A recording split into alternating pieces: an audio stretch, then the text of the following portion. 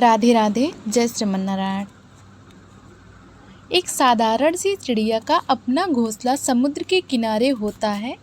जब समुद्र उसकी अंडियों को बहा ले जाता है तब वह गुस्से में आकर पूरे समुद्र को सुखाने का प्रण लेती है। सब लोग उसका मजाक उड़ाते हैं, लेकिन उसकी अटल निष्ठा और सतत प्रयास से पूरा ब्रह्मांड हिल जाता है। अंततः भगवान श्री कृष्ण प्रकट होते हैं और समुद्र को आदेश देते हैं, तू इस चिड़िया की तपस्या के सामने झुक जा।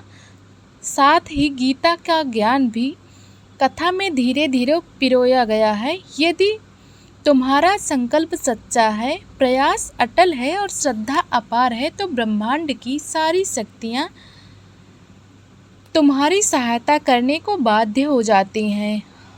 आज हम सुनेंगे एक साधारण सी चिड़िया ने कैसे समुद्र को सुखाने का प्रण लिया। बहुत समय पहले की बात है। एक छोटी सी चिड़िया समुद्र किनारे रहती थी। वे अपने घोंसले में बहुत खुश थी, जहाँ उसके अंडे पड़े थे। उसका सपना, उसका संसार। एक दिन लहरों ने करवट ली और उसकी दुनिया उजड़ गई। समुद्र की एक उफनती लहर आई और उसके अंडे बहा ले गई। वो चिड़िया घबराई नहीं, पहले रोई फिर रोश में आई। उसने देखा विशाल समुद्र की ओर और कहा, तूने मेरी संतानों को छीन लिया है, अब मैं तुझे सुखाकर ही दम लूंगी। सारे जंगल में सनसनी फैल गई। एक चिड़िया समुद्र को सुखाना चाहती है। हंसी उड़ाई गई, मजाक बना, पर चिड़िया टस से मस न हुई। हर सुबह वह उड़ती, समुद्र से एक चोंच पानी निकालती और दूर जाकर उसे गिरा देती। समुद्र हंसता, तू मेरा क्या बिगाड़ेगी? लेकिन चिड़िया ने कहा, मैं परिणाम नहीं, प्रयास में विश्वास रखती हूँ। श्री कृष्ण ने गीता में कहा है, कर्म करते जाओ, फल की चिंता मत करो। और फिर से उसने उड़ान भरी। दिन बीतते गए, लेकिन चिड़िया का संकल्प नहीं टूटा। कुछ पक्षी उसका साथ देने लगे, कुछ बच्चे उसकी कहानी सुनते, और एक दिन वही हुआ जो किसी ने सोचा भी ना था। आकाश में बिजली कड़की, धूप चमकी और आसमान में उतर आए स्वयं श्री कृष्ण। उन्होंने मुस्कुराकर कहा, वत्स, तेरी श्रद्धा ने मुझे खींच लिया। जिसकी निष्ठा अटूट हो उसे स्वयं नारायण का आशीर्वाद प्राप्त होता है। और श्री कृष्ण ने आदेश दिया, हे समुद्र, इस चिड़िया के अंडे को लौटा दे। लहरें रुक गई, समुद्र शांत हुआ और चिड़िया को उसका संसार वापस मिल गया। यह कथा सिर्फ एक चिड़िया की नहीं, हर उस आत्मा की है जो अपने संकल्प पर अडिग रहता है। श्री कृष्ण कहते हैं, श्रद्धावान लभते ज्ञानम। जिसके पास श्रद्धा है उसे ज्ञान, शक्ति और परिणाम सब कुछ प्राप्त होता है। वही हुआ जो किसी ने सोचा भी न था। आकाश में बिजली कड़की, धूप चमकी और आसमान से उतर आए स्वयं कृष्ण। यह कथा सिर्फ एक चिड़िया की नहीं, हर उस आत्मा की है जो अपने संकल्प पर अडिग रहती है, जिसमें गहराते हैं भाव, जुड़ते हैं और पात्र श्रीमद् भागवत की शिक्षाएं और स्पष्ट होती हैं।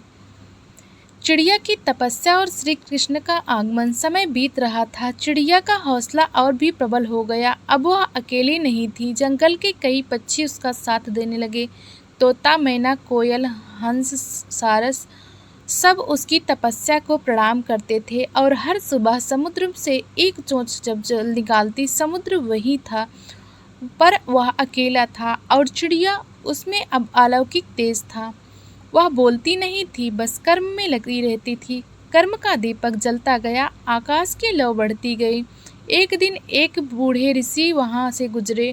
उन्होंने देखा ये असमंजस प्रयास और मन ही मन सोचने लगे, यह तो गीता की जीवित व्याख्या है। उन्होंने कहा, हे कन्ये, तू यह सब क्यों कर रही है? चिड़िया ने नजर उठाकर कहा, क्योंकि अन्याय हुआ है, अब मैं शांत नहीं रह सकती। ऋषि बोले, तू क्या कर सकती है इस विशाल जल राशि का? चिड़िया ने कहा, अगर कुछ नहीं कर सकती तो फिर मानव को कर्म योग क्यों सिखाया गया? क्यों कहा गया, योगस्थ कुरु कर्माणि संगम त्यागत्वा धनंजय। मैं योग में स्थित हूँ, मेरे लिए यही साधना है। ऋषि मौन हो गए। उन्हें लगा, इस चिड़िया में तो भगवान स्वयं वास कर रहे हैं। उन्होंने मन ही मन श्री हरि का ध्यान किया। जंगल में अब एक आंदोलन सा था। हर दिशा से पक्षी आ रहे थे, सभी जल निकालने लगे, सभी कहने लगे हम भी चिड़िया हैं। और तभी समुद्र की लहरें और उग्र हो गई। जैसे वह अपनी हार को स्वीकार नहीं करना चाहता था, उसने चिड़िया के नए घोंसले को भी लीलने की कोशिश की। लेकिन अब यह सिर्फ चिड़िया की बात नहीं थी, पूरा ब्रह्मांड उसकी ओर देखने लगा था। और वह क्षण आया जिसने इतिहास रच दिया। शंख की ध्वनि गूंजी, गगन में पुष्प वर्षा हुई और आकाश से उतरे स्वयं श्री कृष्ण, पीताम्बरधारी, श्याम वर्ण, करुणा से पूर्ण नेत्र। उन्होंने चिड़िया की ओर देखा और मुस्कुराए, कहा वंदनीय हो तुम नन्ही सी देह पर विराट आत्मा। तो केवल चिड़िया नहीं है, तो गीता की जीवित व्याख्या है। जहाँ श्रद्धा, संकल्प और सत्य का संगम हो, वहाँ मैं स्वयं प्रकट होता हूँ। और फिर श्री कृष्ण ने समुद्र से कहा, क्या तू नहीं जानता, जहाँ प्रेम हो वहाँ मैं होता हूँ। इस चिड़िया का प्रेम उसके अंडों में था। उसकी तपस्या ने ब्रह्मा, विष्णु, महेश को भी आंदोलित कर दिया। समुद्र कांप उठा, लहरें ठहर गई। श्री कृष्ण ने कमल नयन से चिड़िया को देखा और कहा, अब समय है न्याय का। फिर उन्होंने समुद्र को आदेश दिया, तेरे भीतर जो इस चिड़िया के अंडे हैं उन्हें लौटा दे और उसका अपमान मत कर। समुद्र को श्री हरि का आदेश मिला, वह शांत हो गया और अगले ही क्षण चिड़िया के अंडे किनारे आकर रख दिए। पूरे जंगल में जय घोष हुआ, जय श्री कृष्ण, जय गीता, जय चिड़िया। श्री कृष्ण ने आगे कहा, इस जग में ना माटी छोटी है ना आत्मा। जो भी निश्चय करे वह ईश्वर की समीप है। जो कर्म करता है उसमें भगवान निवास करते हैं और जो भक्ति करता है उसमें भगवान प्रकट हो जाते हैं। फिर उन्होंने सबको संबोधित करते हुए कहा, गीता केवल युद्ध की भूमि में नहीं बोली गई, बल्कि जीवन के हर क्षेत्र में उसका महत्व है। यह चिड़िया अर्जुन है, उसका रण क्षेत्र है समुद्र और इसका शास्त्र है संकल्प। जो इस संकल्प को थामे रखे वह अवश्य जीतता है। श्री कृष्ण बोले, याद रखो, न ही कश्चित क्षणमापि जातु तिष्ठत्य कर्म कृत्या। कोई भी क्षण भर भी कर्म किए बिना नहीं रह सकता। चिड़िया ने कर्म को पूजा बनाया और मैं उसकी आराधना से आकर्षित हुआ। फिर उन्होंने चिड़िया को आशीर्वाद दिया, तेरे संताति संसार को कर्म का पाठ पढ़ाएगी, तेरा नाम रहेगा जब तक सूरज चांद रहेंगे। तू बन गई है मेरे गीता की जीवित साक्षी। पशु, पक्षी, ऋषिगण सभी झुक गए उस चिड़िया के आगे, जो कभी अकेली थी पर आज करोड़ों के लिए प्रेरणा बन गई। श्री कृष्ण ने अंत में कहा, वह छोटा नहीं जो देह से छोटा हो, बल्कि वह जो हिम्मत हार जाए। यह चिड़िया हिम्मत की मूर्ति है। चिड़िया ने तब पहली बार आँख में आंसू लाए, पर ये आंसू दुख के नहीं थे, वे आनंद और आभार के थे। श्री कृष्ण अंतर्ध्यान हो गए, पर उनका वचन गूंजता रहा, जब भी कोई चिड़िया गुस्से में कर्मयोग पकड़ेगी, मैं स्वयं उसकी सहायता करने आऊँगा। और इस प्रकार समाप्त नहीं हुआ यह कथा, बल्कि प्रारंभ हुई एक नई चेतना की। समय बीतता गया, लेकिन उस दिन की कथा अमर हो गई। वो चिड़िया अब केवल एक जीव नहीं थी, वो बन गई थी प्रतीक, कर्मयोग का अवतार। पक्षी उसे गुरु माता मानने लगे, वन के जीव उसे नमस्कार करने लगे, बच्चे उनकी कथा सुनते सुनते बड़े होने लगे। कर्म की महिमा उनके रंग रंग में बस गई। उसके घोंसले में फिर से जीवन फूटा। नन्हे चूजों में आंखें खोली, पर इन आंखों में अब भय नहीं, बल्कि एक दिव्य तेज था। एक चूजा जैसे गीता का श्लोक बन गया हो, सामर्थ्य आत्मा से आता है, देह से नहीं। वन में एक सभा बुलाई गई। सब पक्षी एकत्र हुए। तोता बोला, हमें इस चिड़िया को गुरु घोषित करना चाहिए। मयूर ने कहा, यह चिड़िया नहीं, यह तो श्री कृष्ण की भेजी हुई शक्ति है। सभा में एक बुजुर्ग गिद्ध खड़ा हुआ। उसने कहा, मैंने जीवन भर उड़ना देखा है, पर यह पहली उड़ान थी जिसमें आकाश झुका दिया। मुझे लगता है हम सभी को श्रीमद् भागवत गीता का एक नया पाठ पढ़ना चाहिए। अहम ब्रह्मास्मि, मैं ही ब्रह्मा हूँ और यह चिड़िया उस सत्य की पुष्टि है। तभी नीलकंठ बोला, हम इस स्थान को तपोवन घोषित करें, जहाँ कर्म, भक्ति और ज्ञान की एकता हो। यह निर्णय लिया गया कि हर पक्षी अपने बच्चे को यहाँ लाएगा, गीता के पाठ और चिड़िया की कथा सुनाने। और फिर शुरू हुआ एक दिव्य यज्ञ, गीता यज्ञ। हर दिन एक श्लोक पढ़ा जाता और उस पर विमर्श होता। चिड़िया आगे बैठती और उसके सामने दीप जलता। एक दिन एक बगुला बोला, मुझे समझ नहीं आता इतनी छोटी सी चिड़िया में इतनी ताकत कैसे आ गई। चिड़िया मुस्कुराई, फिर शांत स्वर में बोली, ताकत ना हड्डियों में होती है ना पंखों में, बल्कि संकल्प और विश्वास में होती है। श्री कृष्ण ने गीता में कहा, उद्धारेदात्म नात्मानम नात्मानम वसात येत। छठा अध्याय श्लोक 5। अर्थात मनुष्य को स्वयं ही अपना उद्धार करना चाहिए, क्योंकि वही उसका मित्र और वही उसका शत्रु है। बगला सिर झुकाकर बैठ गया। अब उसकी आंखों में भक्ति थी और मन में गुरु की भेंट। एक दिन एक चमगादड़ आया। वह अंधकार का प्रतीक था। उसने चिड़िया से पूछा, मुझे कुछ दिखाई नहीं देता, क्या मैं भी ज्ञान पा सकता हूँ? चिड़िया बोली, अंधकार बाहर का नहीं भीतर का होता है, और जब तुम भीतर से स्वयं को जान लोगे तो उजाला फैल जाएगा। श्री कृष्ण ने गीता में कहा, तमसो माँ ज्योतिर्गमय, मुझे अंधकार से उजालों की ओर ले चलो। और यह उजाला तप, कर्म, सेवा और भक्ति से आता है। चमगादड़ ने प्रण लिया, मैं अब सेवा करूंगा तब तक जब तक भीतर का अंधकार मिट न जाए। इस प्रकार चिड़िया का आश्रम अब ज्ञान, भक्ति और सेवा का केंद्र बन गया। दूर दूर से लोग उनकी कथा सुनने आने लगे, चाहे वो पक्षी हो या मानव। एक दिन एक राजा आया। उसने कहा, मैं अपना राजपाट त्यागना चाहता हूँ, क्योंकि मैं भी गीता को जीना चाहता हूँ। चिड़िया ने कहा, त्याग महल का नहीं, अहंकार का करो। त्याग बाहर का नहीं, भीतर का क्लेश का करो। राजा वही है जो अपने मन का राज्य करे, न कि प्रजा पर। राजा को जैसा आत्मज्ञान मिल गया, वह बोला, अब मैं तेरा सेवक हूँ। चिड़िया ने मुस्कुराकर कहा, मैं गुरु नहीं, केवल कर्म की साधिका हूँ। श्री कृष्ण की ही गुरु हैं, मैं तो मात्र उनकी गीता की गूंज हूँ। और ऐसे ही दिन बीतते गए। अब वह चिड़िया केवल वन की नायिका नहीं थी, वह हर भक्त के हृदय में बस गई। जहाँ भी कोई बच्चा डरता, उसकी माँ उसे यही कथा सुनाती। जहाँ भी कोई संघर्ष करता, उसे मित्र उसके चिड़िया की बात याद दिलाते। एक बार एक साधक ने पूछा, क्या मैं श्री कृष्ण को बुला सकता हूँ? चिड़िया बोली, तू बुलाने का कर्म छोड़ दे, केवल भक्ति कर। भगवान तब प्रकट होते हैं जब तेरा मैं मिट जाता है। संकल्प, समर्पण और शुद्ध भावना, यही है श्री कृष्ण को आकर्षित करने का मंत्र। एक दिन जंगल में सूखा पड़ा, सब जीव संकट में आ गए। सभी चिड़िया की ओर देखने लगे। उन्होंने कहा, क्या अब भी कोई उपाय है? चिड़िया ने कहा, हम सभी एक होकर एक नई साधना प्रारंभ करेंगे। हम हवन करेंगे, पानी के देवता को प्रार्थना करेंगे।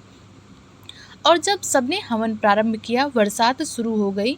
पानी छमछम गिरा, वन हरा भरा हो गया। सब चौंक गए। क्या यह संयोग था? नहीं, यह संगठित भक्ति की शक्ति थी। श्री कृष्ण की गीता फिर से सिद्ध हुई, योग कर्मसु कौशलम। और अब वह चिड़िया एक जीव नहीं, वह एक परंपरा बन गई। समय बीत रहा था। अब चिड़िया वृद्ध हो चली। उसके पंखों में सफ़ेदी थी, पर आंखों में अब भी वही तेज था। अब वह कम उड़ती थी, पर अधिक सिखाती थी। हर प्राणी उसकी एक झलक को तरसता। हर दिन उसका सत्संग होता। एक दिन चिड़िया शांत हो गई। उसने कहा, अब मैं जा रही हूँ अपने स्रोत की ओर, अपने श्री कृष्ण की ओर। घर में, वन में सन्नाटा छा गया। पशु, पक्षी, मानव सभी उसकी चोंच से अंतिम शब्द सुनना चाहते थे। चिड़िया ने कहा, हे वत्स, जीवन छोटा है पर अर्थपूर्ण बनाओ। संकल्प लो कि तुम कर्म करोगे, फल की चिंता नहीं करोगे। संकल्प लो कि तुम किसी भी अन्याय के विरुद्ध खड़े होगे, चाहे वह समुद्र जैसा विशाल क्यों ना हो।